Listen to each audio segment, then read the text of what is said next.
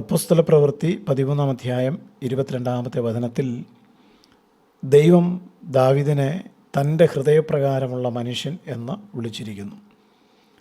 ഇത് വളരെ അനുഗ്രഹിക്കപ്പെട്ട ഒരു വചനമാണ്. ദാവീദിന് ഈ ഭൂമിയിൽ ലഭിക്കാവുന്നതിൽ വെച്ച് ഏറ്റവും വലിയ ബഹുമതിയാണ് ദൈവം തന്നെ പ്രസ്താവിച്ചിരിക്കുന്നത്. തൻ്റെ ഹൃദയപ്രകാരമുള്ള ഒരു മനുഷ്യൻ എന്ന്. ദാവീദ് ഒരിക്കലും പരിപൂർണനായ ഒരു മനുഷ്യനായിരുന്നില്ല. തൻ്റെ ജീവിതത്തിൽ പല പാപങ്ങളും താൻ ചെയ്തിരുന്നതായിട്ട് നമുക്ക് കാണുവാൻ കഴിയും. ചിലത് വളരെ ഗൗരവമുള്ള പാപങ്ങളായിരുന്നു. ആ പാപങ്ങൾ നിമിത്തം ദാവീദിനെ ദൈവത്തിന് പലപ്പോഴും ശിക്ഷിക്കേണ്ടതായിട്ട് വന്നിട്ടുണ്ട്. എങ്കിലും ദൈവം അദ്ദേഹത്തോട് ക്ഷമിക്കുകയും ദാവീദിൻ്റെ ജീവിതത്തെ മുഴുവനായി വിലയിരുത്തിയിട്ട് ഇവൻ എൻ്റെ ഹൃദയപ്രകാരമുള്ള മനുഷ്യൻ എന്ന് പറയുകയും ചെയ്തിരിക്കുന്നു.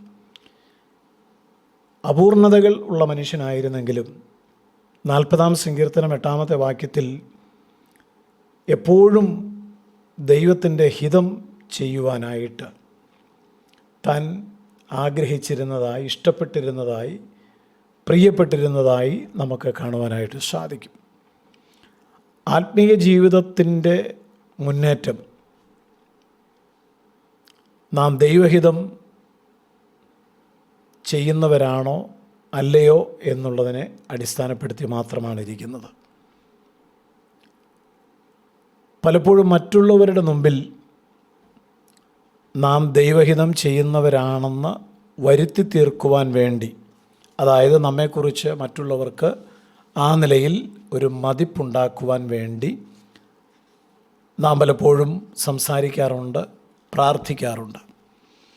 അപ്പോൾ തന്നെ നമ്മുടെ ഹൃദയത്തിൽ നാം എന്താണോ ചെയ്യുവാൻ പോകുന്നത് ആ കാര്യങ്ങളെക്കുറിച്ച് ചിന്തിക്കുകയും തീരുമാനിക്കുകയും ആ തീരുമാനമനുസരിച്ച് പ്രവർത്തിക്കുവാൻ നിശ്ചയിക്കുകയും ചെയ്തിരിക്കുന്നവരാണ്. അതായത് സ്വന്തം ഇഷ്ടപ്രകാരം നടക്കുവാൻ മനസ്സിൽ തീരുമാനം എടുത്തിട്ട് ദൈവഹിതപ്രകാരം ഞാൻ നടക്കാൻ ആഗ്രഹിക്കുന്നു എന്നുള്ള ഒരു ധാരണ മറ്റുള്ളവരുടെ മുമ്പിൽ വരുത്തുന്നത്, അതിന് ശ്രമിക്കുന്നത്, അങ്ങനെ നടിക്കുന്നത് ദൈവസന്നിധിയിൽ പാപമാണ്. അത് കപടഭക്തിക്കാരൻ്റെ ലക്ഷണമാണ്. സംഖ്യാപുസ്തകം 22-ാം അധ്യായം നാം വായിക്കുമ്പോൾ ബിലയാം എന്ന പ്രവാചകനെക്കുറിച്ച് പരിശുദ്ധാത്മാവോട് പറഞ്ഞിട്ടുണ്ട്.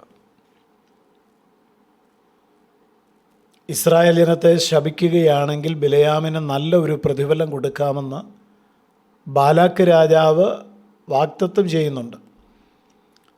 ബാലാക്കിൻ്റെ വാഗ്ദത്തങ്ങൾക്ക് മുമ്പിൽ ബിലയാം ആദ്യമൊന്നും വഴങ്ങുന്നില്ല. ബിലയാം ബാലാക്കിനോട് പറഞ്ഞത്, ഇന്ന് രാത്രിയിൽ നീ ഇവിടെ പാർക്കുക, ദൈവം എന്നോട് അരുളി ചെയ്യുന്നത് പോലെ ഞാൻ നിങ്ങളോട് ഉത്തരം പറയാം എന്നാണ്. അതായത് ദൈവഹിതം അല്ലാതെ മറ്റൊന്നും ഞാൻ ചെയ്യില്ല എന്നായിരുന്നു ബിലയാമിൻ്റെ തീരുമാനം. ദൈവം ബിലയാമിനോട് സംസാരിച്ചു. ദൈവം ബിലയാമിനോട് പറഞ്ഞു, നീ അവരോടുകൂടെ പോകരുത്. വ്യക്തമായ ദൈവഹിതം ബിലയാമിന് മനസ്സിലായി. ബാലാക്ക് രാജാവിനോടുകൂടെ പോകാൻ പാടില്ല, ഇസ്രായേൽ ജനത്തെ ശപിക്കാൻ പാടില്ല, അതിന് പ്രതിഫലമായി എത്ര വലിയ സമ്മാനം കിട്ടിയാലും അത് സ്വീകരിക്കാൻ പാടില്ല. ദൈവഹിതം സംബന്ധിച്ച് പൂർണ്ണമായ ബോധ്യം ബിലയാമിനുണ്ടായി. അതുകൊണ്ട് ബിലയാം രാവിലെ എഴുന്നേറ്റ് ബാലാക്കിൻ്റെ പ്രഭുക്കന്മാരോട് പറഞ്ഞു, നിങ്ങളുടെ ദേശത്തേക്ക് നിങ്ങൾ പോയിക്കൊള്ളുക, നിങ്ങളോടുകൂടെ വരുവാൻ ദൈവം എനിക്ക് അനുവാദം തരുന്നില്ല. ബാലാക്ക് തുടർന്ന് ബിലയാമിനെ വീണ്ടും വീണ്ടും പ്രലോഭിപ്പിക്കുവാൻ തുടങ്ങി, നിർബന്ധിക്കുവാൻ തുടങ്ങി. ആ നിർബന്ധം ബിലയാമിന് ഉണ്ടായപ്പോൾ തൻ്റെ ഉള്ളിൽ പണക്കൊതിയും ദ്രവ്യാഗ്രഹവും ഉണ്ടായി. പരിശോധനയിൽ താൻ പരാജയപ്പെടുന്നു എന്നാണ് നമുക്കിവിടെ കാണുവാൻ കഴിയുന്നത്. അവരുടെ കൂടെ പോകണം എന്ന ആഗ്രഹം തൻ്റെ മനസ്സിലിപ്പോൾ ഉണ്ട്. അപ്പോഴും ദൈവത്തിൻ്റെ ഹിതമനുസരിച്ച് ജീവിക്കാം, പ്രവർത്തിക്കാം എന്നുള്ള തീരുമാനത്തോടുകൂടി ബിലെയാം വീണ്ടും ദൈവഹിതം ചോദിക്കുമ്പോൾ ദൈവം പറയുന്നത് വളരെ വ്യക്തമായിട്ട് സംഖ്യാപുസ്തകം 22-ാം അധ്യായത്തിൽ രേഖപ്പെടുത്തിയിരിക്കുന്നു. ആദ്യം ബിലെയാമിനോട് ദൈവം പറഞ്ഞു പോകരുത്. എന്നാൽ ബിലെയാം പോകാൻ തീരുമാനിച്ചിരിക്കുന്നു, അവൻ്റെ ഹൃദയത്തിൽ പോകണമെന്നാണ് ആഗ്രഹം എന്നൊക്കെ ദൈവം കണ്ടപ്പോൾ ബിലെയാമിനോട് പറഞ്ഞു, നീ പൊയ്ക്കൊള്ളുക. ഇവിടെ നാം മനസ്സിലാക്കേണ്ട ഒരു കാര്യം വളരെ വ്യക്തമാണ്.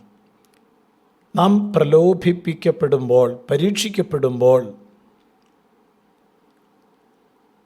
നമ്മുടെ തീരുമാനങ്ങൾ ദൈവഹിതത്തിൽ നിന്ന് വ്യതിചലിച്ചു പോകുവാൻ പാടുള്ളതല്ല. വീണ്ടും വീണ്ടും ബാലാക്കിൻ്റെ പ്രഭുക്കന്മാർ ബിലെയാമിനെ നിർബന്ധിച്ചപ്പോൾ ദൈവഹിതം എന്താണെന്ന് നന്നായിട്ട് മനസ്സിലാക്കിയ ബിലെയാം ദൈവത്തോട് ആലോചന ചോദിക്കുവാൻ വേണ്ടി ദൈവസന്നിധിയിൽ മുട്ടുകുത്തുന്നതാണ് നമ്മുടെ ചിന്തയ്ക്കുള്ള വസ്തുത എന്ന് പറയുന്നത്. നാം ഒരു കാര്യം മനസ്സിലാക്കണം. നമ്മുടെ ഹൃദയത്തിൽ സ്വന്തം ഇഷ്ടപ്രകാരം നടക്കുവാൻ ആലോചനയുണ്ടെങ്കിൽ, തീരുമാനമുണ്ടെങ്കിൽ, പിന്നീട് ദൈവഹിതം അറിയുവാൻ വേണ്ടിയുള്ള കാപട്യങ്ങൾ ഒന്നും നമ്മിൽ നിന്ന് ഉണ്ടായിക്കൂടാ.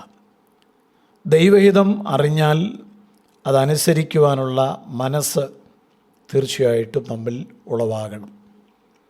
നമുക്കതിനു വേണ്ടി പ്രാർത്ഥിക്കുവാൻ കഴിയട്ടെ, സമർപ്പിക്കുവാൻ കഴിയട്ടെ. സ്വർഗീയ പിതാവേ, അവിടുത്തെ വചനപ്രകാരം ദൈവഹിതം തിരിച്ചറിഞ്ഞാൽ ആ ദൈവഹിതത്തിനു വേണ്ടി ജീവിപ്പാൻ വചനം കേൾക്കുന്ന എല്ലാവർക്കും കൃപ നൽകണം. ക്രിസ്തുയേശുവിൻ നാമത്തിൽ തന്നെ ആമേൻ.